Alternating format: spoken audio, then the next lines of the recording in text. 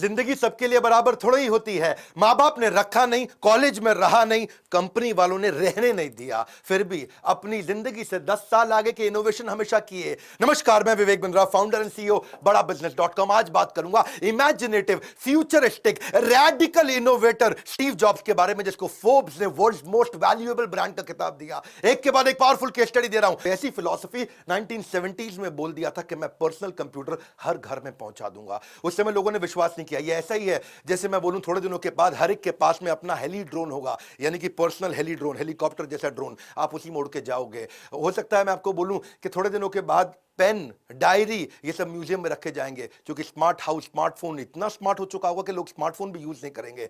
हर घर के अंदर पर्सनल रोबोट्स होंगे। ये सब आगे की बातें हैं, आज इन पर लोग विश्वास नहीं करेंगे। ऐसे ये रेडिकल इनोवेटर थे, खुद के पास ना टेक्निकल स्किल थे, ना मैनेजरियल स्किल थे, ना इनके पास पैसा था। फिर भी स्टीव जॉब्स एक ऐसे व्यक्ति जिसको माता पिता ने रखा नहीं, अब्दुल जंदाली, एक मुसलमान व्यक्ति जो उनके पिता थे, जोआन, इनकी मां अमेरिकन थी, लेकिन क्योंकि वो शादीशुदा नहीं थे, इमिग्रेंट्स थे, बहुत छोटे थे, 22 साल के थे, तो बच्चे की रिस्पॉन्सिबिलिटी नहीं ले सकते थे, इसलिए इनको अडॉप्शन के लिए दे दिया। एक वर्किंग कपल पॉल जॉब्स और क्लारा जॉब्स ने इनको बाद में अडॉप्ट किया। छोटी उम्र से ही ये पावर, पोटेंशियल और पॉसिबिलिटी कंप्यूटर की समझ चुके थे। इतने बुद्धिमान थे कि बच्चों को इनको टीचर ने बचपन में ही बोलना शुरू कर दिया कि स्किप कर दो भैया, ग्रेड आगे चलोगे, तुम 2 क्लास 3 क्लास आगे जंप मार लो, इतने बुद्धिमान हो। 10 बातें बताऊंगा स्टीव जॉब्स की, जिसने स्टीव जॉब्स को इतना सफल बनाया। पहली strategy, higher orbit. Higher orbit क्या होता है? स्टीव जॉब्स एक आम आदमी की तरह जीवन नहीं जीते थे, हायर ऑर्बिट पर रहते थे। इमेजिनेटिव, क्रिएटिव, प्रोडक्टिव, ये एक चेतना है। शास्त्रों में बताई गई 5 तरह की चेतना होती है। आच्छादित, पत्थर जैसी, मुकुलित, पेड़ जैसी, संकुचित, पशु जैसी, विकसित, मनुष्य जैसी, पूर्ण विकसित, एक दिव्य मनुष्य जैसी। यानी कि हर व्यक्ति इन 5 में से किसी चेतनाओं में रह रहा होता है। कुछ लोगों की चेतना पेड़ जैसी होती है, प्रोग्रेसिव नहीं होते, अटक जाते हैं, वहीं फंस जाते हैं। ये हमेशा एक पूर्ण विकसित चेतना में, हायर ऑर्बिट में जीवन जीते थे। इसको बोलते हैं differentiated higher level of orbit. लोग कहते थे ये बड़ा बेचू आदमी है, मार्केटिंग एक्सपर्ट है। बेचू नहीं था, बेचता नहीं था, सोचू था, सोचता बढ़िया था। स्टीव जॉब्स ऐसे सोचू थे कि 12 साल की उम्र में उनको एचपी के फाउंडर बिल ह्यूलेट ने समर इंटर्नशिप पर रख लिया था। आहार निद्रा भय मैथुन सामान्य मेतद पशु भी नरानाम। आहार निद्रा भय मैथुन, जो खाली आदमी खाने पीने की चिंता करता है, सोने की चिंता करता है, मैथुन की चिंता करता है, पशु भी नरानम, वो पशु जैसा व्यक्ति है। और यही बात है कि great leaders don't enjoy on physical and mental platform. Physical platform, mental platform, वो इंटेलेक्चुअल या स्पिरिचुअल, ये 4 स्टेजेस होती हैं। वो इंटेलेक्चुअल या स्पिरिचुअल लेवल पे रहते हैं। लेकिन जो केवल आहार निद्रा भय मैथुन करता है, वो लोएस्ट लाइफ जीता है। उनके वैसे जो पिता थे ना, वो उनके साथ में गैराज में काम किया करते थे। सारा जीवन इन्होंने या तो जमीन पर सोते बिताया, या कोक की खाली बोतलें जाकर के दुकान को वापस देके पैसा लेके खाने का जुगाड़ करते थे। कई किलोमीटर ट्रैवल करके पैदल इस्कॉन में जाकर के फ्री का भोजन, इस्कॉन जानते हैं ना, हरे कृष्णा मंदिर, वहां फ्री का भोजन खाया करते थे। चेतना ऐसी हो गई, उसी कारण दिव्य चेतना। इंडिया आए ये, इन्होंने क्या किया, वहां पे गेमिंग, जो वीडियो गेम होती है, उस कंपनी में नौकरी करते थे, पैसा बचा करके इंडिया पहुंचे, अपने गुरु की तलाश में आए, बाबा नीम करोरी के आश्रम में गए। तब तक बाबा नीम करोरी का देहांत हो चुका था। उसके बाद इन्होंने जैन और बुद्धिज्म को प्रैक्टिस किया। 7 महीने इंडिया में घूमे, बसों में दिल्ली, उत्तर प्रदेश, हिमाचल प्रदेश घूमते रहे। नॉन वेजिटेरियन छोड़ दिया, फ्रूटेरियन बन गए, खाली फ्रूट्स खाया करते थे। हेड शेव करके शिखा रख ली, ट्रेडिशनल इंडियन कपड़े, धोती कुर्ता, कुर्ता पजामा पहन के रहते थे। और स्टीव वॉजनियाक को के साथ इन्होंने अपनी फिर पार्टनरशिप की। वापस जब अमेरिका गए, शुरुआत करी, बहुत छोटी शुरुआत करी, क्योंकि इंटेलेक्चुअल और स्पिरिचुअल प्लेटफॉर्म पे थे। तो इन्होंने हमेशा से, बल्कि ये वही व्यक्ति थे जो को फाउंडर बने दुनिया की सबसे बढ़िया आईटी कंपनी के। शुरुआत में उन्होंने अपनी फोक्सवैगन इनके पास थी, उसको बेचा। इनके पार्टनर ने अपना कैलकुलेटर बेचा। उसके बाद उन्होंने शुरुआत करी, अंडरवेयर में ही कस्टमर से मिलते थे नंगे पांव, पैसा नहीं था कपड़े पहनने का। लेकिन 1981 आते आते इन्होंने रिकॉर्ड तोड़ दिए जब इन्होंने आईपीओ लॉन्च किया अमेरिका के अंदर एप्पल का। 1983 में ये अमेरिका के 500 सबसे अमीर आदमियों में आ चुके थे। यानी कि जब ये 23 साल के थे तो $1 मिलियन, 24 साल के थे तो $10 मिलियन, और 25 साल की उम्र तक $100 मिलियन कमा चुके थे। फोर्ब्स ने इनको यंगेस्ट रिचेस्ट लोगों की लिस्ट में डाल दिया। लेकिन 1983 में ये जॉन स्कली से मिले। ये जॉन स्कली की कहानी सुनिए। जॉन स्कली को इन्होंने पूछा, पेप्सी के सीईओ थे, भैया जॉन स्कली, तो जिंदगी भर चीनी का पानी बेचता रहेगा या दुनिया बदलना चाहता है? अगर चीनी का पानी बेचना तो जिंदगी भर तो जा पेप्सी में ही काम कर, वहीं का सीईओ रहे, पर दुनिया बदलना है तो एप्पल में आ जा। जॉन स्कली बोला एप्पल में आऊंगा, मुझे दुनिया बदलनी है। वही जॉन स्कली जब एप्पल में आया 2 साल के बाद उसी बोर्ड के अंदर अपनी ताकत को बढ़ा के बोर्ड को अपने साथ लेकर उन्होंने स्टीव जॉब्स को बाहर निकाल दिया। बहरहाल स्टीव जॉब्स की स्पिरिचुअल स्ट्रेंथ थी, इतने बड़े सेटबैक से भी उन्होंने बाउंस बैक किया, और ऐसा बाउंस बैक किया कि आने वाले समय में वापस एप्पल गया और उनके पांव छू के स्टीव जॉब्स को फिर लेकर के आया। 2001 में उन्होंने आईपॉड बनाया, 2007 में आईफोन बनाया और 2010 में उन्होंने आईपैड भी तैयार किया। एनीवे, दूसरी स्ट्रैटेजी 10 बताऊंगा, बहुत पावरफुल। दूसरी है नीटनेस इंपैक्ट परफॉर्मेंस। इनके पिता जो थे ना, वो गैराज के मैकेनिक थे, साधारण मैकेनिक थे, और उनको मशीन्स बहुत पसंद थी। ये भी पिता के साथ रहा करते थे, जो उनके पॉल, इनके पिता का नाम था, और वो हर चीज अपने हाथ से कुछ भी बना लिया करते थे। तो एक दिन वो कुछ फर्नीचर बना रहे थे और फर्नीचर जो दीवार को लगना था उसमें पीछे की साइड पे वो नया सुंदर माइका लगा रहे थे, brand new high quality mica लगा रहे थे। स्टीव ने उनसे पूछा कि पिताजी, पीछे इतना महंगा माइका लगाने की क्या जरूरत है, वो कौन देखेगा? और पिता ने क्या जवाब दिया कि बेटा, अगर पीछे का और अंदर का हिस्सा ठीक होगा ना, और वो अगर एक बार आप अच्छे से देख लोगे और उसको ठीक कर दोगे, उसमें नीटनेस आ जाएगी, तो दुनिया को दोबारा खोल के उसको देखने की जरूरत नहीं पड़ेगी। ऐसा ही इसी फिलॉसफी ने इनकी जिंदगी बदल दी। और ऐसा ही इनकी कंपनी के अंदर भी एक बार एम्प्लॉय फोन के अंदर बैटरी को टेढ़ा लगा रहा था, और उन्होंने कहा बैटरी सीधा कर दो बेटा। तो उसने कहा कि भैया, बैटरी टेढ़ी है सीधी, अंदर खोल के कौन देखेगा? तभी स्टीव जॉब्स ने कहा, अंदर खोल के अभी देख लोगे तो फोन इतना बढ़िया बनेगा, दोबारा खोल के किसी को देखने की जरूरत नहीं पड़ेगी। तो नीटनेस से ही परफेक्शन आता है। तीसरी strategy, less is more. Steve jobs का एक बड़ा फोकस था कि वो हर चीज को कम करने की कोशिश करते थे, सेंसरी एक्सपीरियंस देते थे। तो उन्होंने अपनी पैकेजिंग पे भी यही किया, लेस इज मोर। चीजों को कम करो, हर चीज को दिखाने बढ़ाने चमक धमक की जरूरत नहीं है, आर्टिस्टिक विजुअली अपीलिंग पैकेजिंग हमारे को करनी है। तो एप्पल ने पहली बार पैकेजिंग को चेंज किया था। इन्होंने मिनिमम यूज ऑफ कलर किया, डिजाइन को बहुत सिंपल किया, बहुत एलिगेंटली प्रेजेंट किया उसको, बॉक्स को इतना नीट एंड क्लीन किया कि every corner was very neat and clean, और केवल एसेंशियल दिखाते थे, बाकी सारे क्लटर को खत्म करना चाहते थे। स्टीव जॉब्स छोटी छोटी चीजों पर ध्यान देते थे, attention to little things and detail. उसी के कारण आज एप्पल वो है जो एप्पल है। सो ये चाहते थे कि हम आई ग्रैबिंग कलर्स और इमेजेस, चटक मटक गोविंदा मिथुन, इसकी जरूरत नहीं है हर चीज में। वैसे पता क्या, हर कंपनी के अंदर डिजाइन की टीम होती थी, लेकिन एप्पल के अंदर डब्बा खोलने की टीम बनाई उन्होंने अलग से। डिजाइन की टीम तो दुनिया में हर कंपनी के अंदर रहती है, कोई भी मोबाइल मैन्युफैक्चरिंग हो, ये एकमात्र ऐसी कंपनी थी जहां डब्बा खोलने की इन्होंने अलग से बहुत बड़ी टीम बनाई, जिसका केवल एक ही काम था कि हजारों डब्बे खोल के डब्बा खोलने का एक्सपीरियंस अच्छा करना है। डब्बे के अंदर उसको इतना आसानी से खोलें, उसके अंदर से मैनुअल फालतू आइटम हटा दें जिसकी कोई जरूरत ही नहीं पड़ती है, और हंड्रेड्स ऑफ प्रोटोटाइप बॉक्सेस को ऐसे खोलें, उसको, उसका बॉक्स का शेप, उसकी एंगल, टेप कैसे लगाएंगे उस डब्बे पे, उसको भी खोल खोल करके वो एक्सपीरियंस को बिल्ड करके उसको इंप्रूव किया करते थे।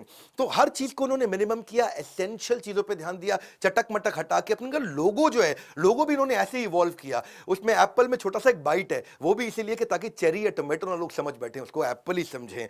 तो लोगों को भी इतना मिनिमम कर दिया कि लोगों के नीचे से कुछ नहीं लिखा, केवल लोगो लिखा, लोगो बनाया, उसमें कंपनी का नाम हटा दिया, कोई और टैगलाइन हटा दी, और आज ये दुनिया का स्लीकेस्ट लोगो और मोस्ट रिकॉग्नाइजेबल लोगो हो चुका है। एप्पल का बस वो सिंपल सा लोगो देखते ही लोग समझ जाते हैं भैया एप्पल की आइटम है। इनके ऑफिस स्पेस, इनकी वॉल्स, इनकी शेल्फ, इनके डेस्क, वो भी सब वाइट थे, बिल्कुल नीट और क्लीन, उसको भी मिनिमम रखते थे। चौथी strategy, calligraphy, the soul of decorative mentality. आत्मा डेकोरेटिव मेंटालिटी, स्टीव जॉब्स की डेकोरेटिव मेंटालिटी। क्या मतलब हुआ इसका? कैलीग्राफी का पहले मतलब समझ लेते हैं। डेकोरेटिव हैंडराइटिंग को, सुंदर सुंदर तरीके से लिखने को, अलग अलग तरीके से उसी बात को लिखने को बोलते हैं कैलीग्राफी। ये he would change something that is already established, क्योंकि इनकी इमेजिनेटिव डिजाइन थिंकिंग बन चुकी थी, अनमैच्ड क्रिएटिव इमेजिनेशन हो चुकी थी। बचपन से ना इनका स्कूल में मन लगता था, ना कॉलेज में मन लगता था। कॉलेज छोड़ने के बाद इन्होंने कैलीग्राफी की क्लासेस ज्वाइन कर ली, जहां इनकी डेकोरेटिव मेंटालिटी बिल्ड हो गई, और उसके कारण ये परफेक्शनिस्ट भी हो गए उस डेकोरेटिव मेंटालिटी के चलते चलते। He would not settle down for 9.9 out of 10, इनको 10 आउट ऑफ 10 चाहिए था। Either he will create everything non existing और डिस्ट्रॉय एवरीथिंग एग्जिस्टिंग।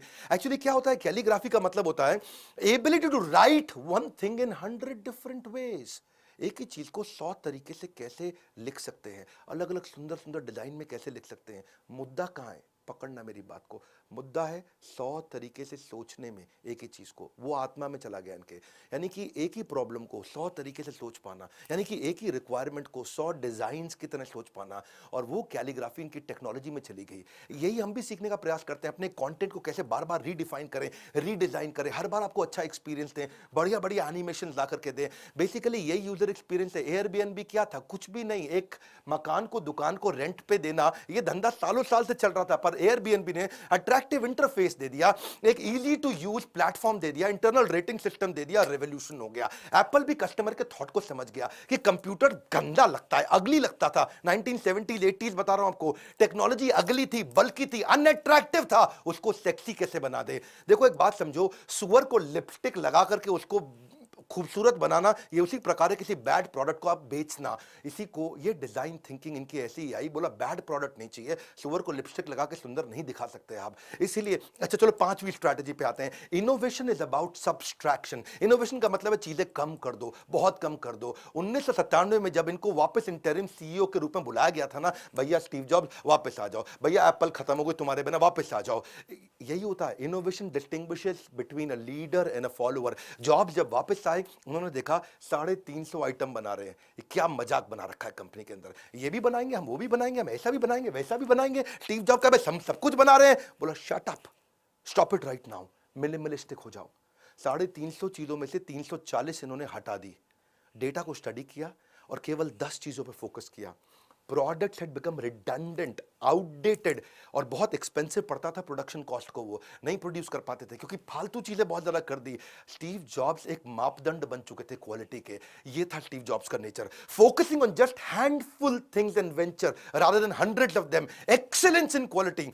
वो उनका रूल क्या था? Let's free up the space for what matters the most, what matters the most, what matters the most, उसी पर focus करूंगा जो सबसे जरूरी है। What matters the most, what matters the most. अपने मार्केटिंग प्लान में भी यही किया। इनके यहां जो मार्केटिंग वाले थे, वो क्या कहते थे? वो अपने लैपटॉप को जब बेच रहे हैं, बोल रहे हैं my laptop is fast, super light, has Pentium 5 processor, it comes in 3 grade colour. Steve Jobs बोला व्हाट नॉनसेंस, शट अप, ये सब नहीं चाहिए। When you talk to many things your message gets missed. समझ ही नहीं आएगा लोगों को तुम बोल क्या रहे हो, इतनी सारी बातें बोल रहे हो। स्टीव जॉब्स ने कहा एक लाइन बोलो, गेम चेंज करो, the world's thinnest notebook, that's it. वो क्या बोले? मैं गर्वित महसूस करता हूं उन चीजों को जिनको मैं करता हूं, और उन चीजों के लिए भी गर्वित महसूस करता हूं जिनको मैं नहीं करता हूं। इसको बोलते हैं मिनिमलिस्टिक थिंकिंग। छठी strategy, pushing herd to a cult. भीड़ में से अपने लोग खोज के उनको अपना बना लो। इनकी स्ट्रैटेजी क्या थी? Try to get people to take to one side. इन्होंने पूरी मार्केट को अलग कर दिया, तुम माइक्रोसॉफ्ट वाले और तुम एप्पल वाले, बाजार को अलग किया इन्होंने। समझना मेरी बात को, बड़ा गहरे आदमी ऐसी ऐसी केस स्टडी देते हैं। हमारा काम है आपको ग्रेट लर्निंग शॉर्ट में आकर के देना।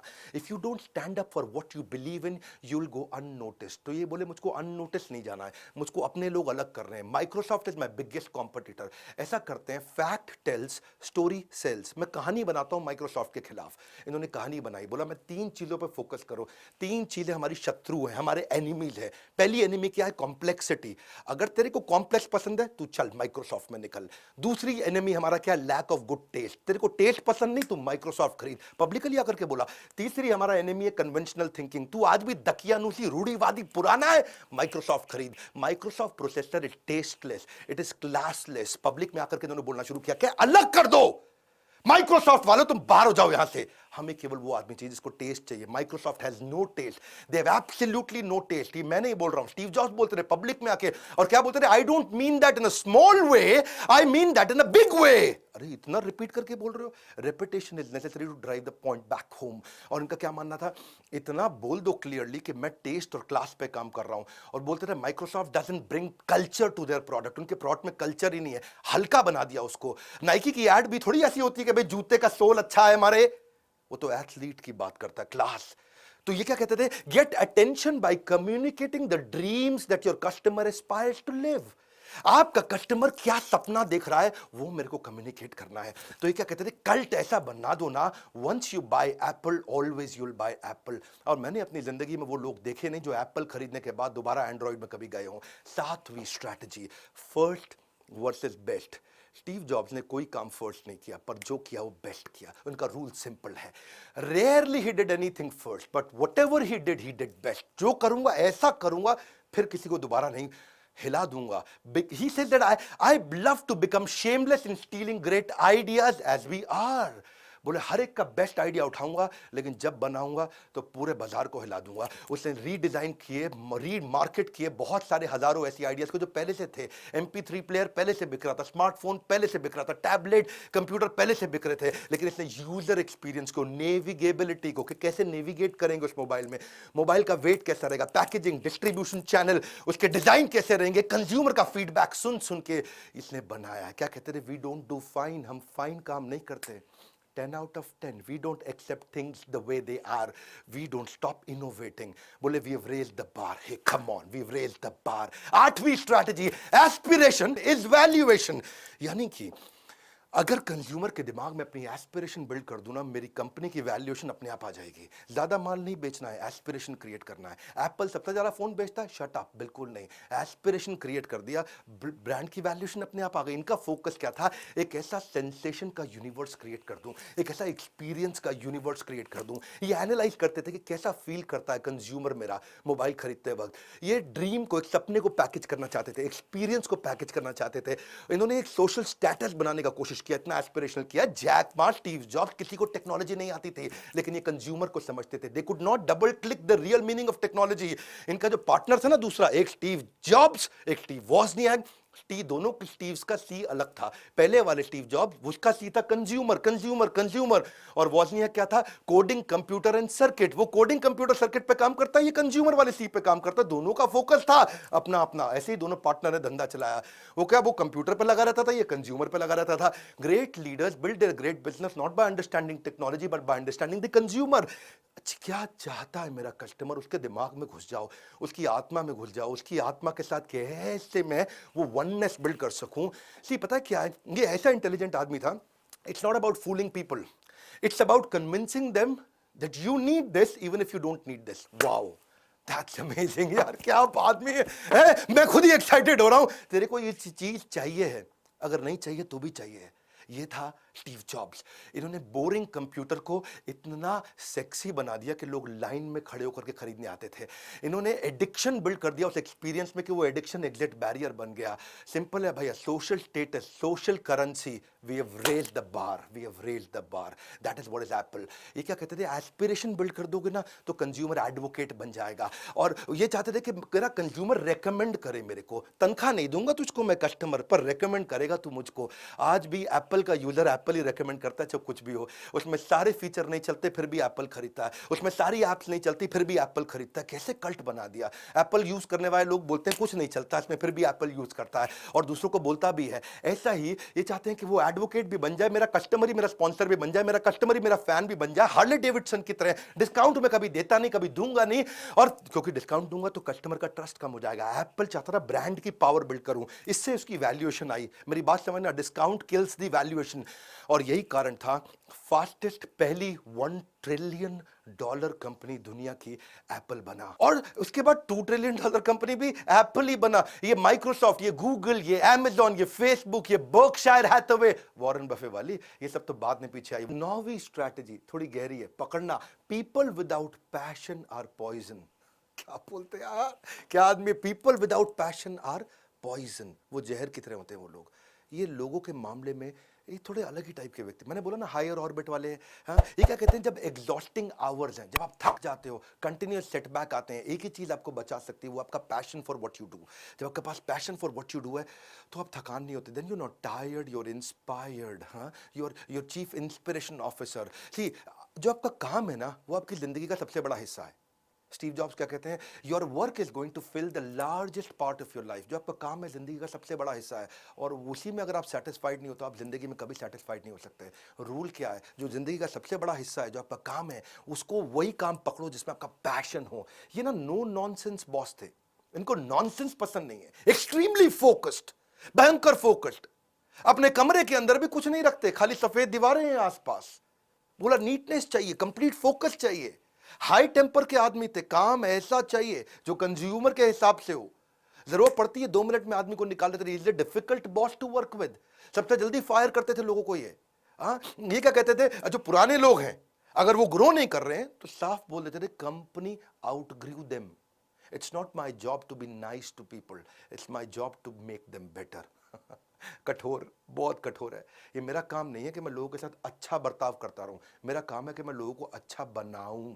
हाँ, और एक दफा तो इनकी लाइफ में एक बहुत जबरदस्त प्रोग्रामर था उस शहर का, सिलिकॉन वैली का सबसे बढ़िया प्रोग्रामर था, पर उसे क्या बोले, even if you are the best programmer but if you don't share my vision then get lost.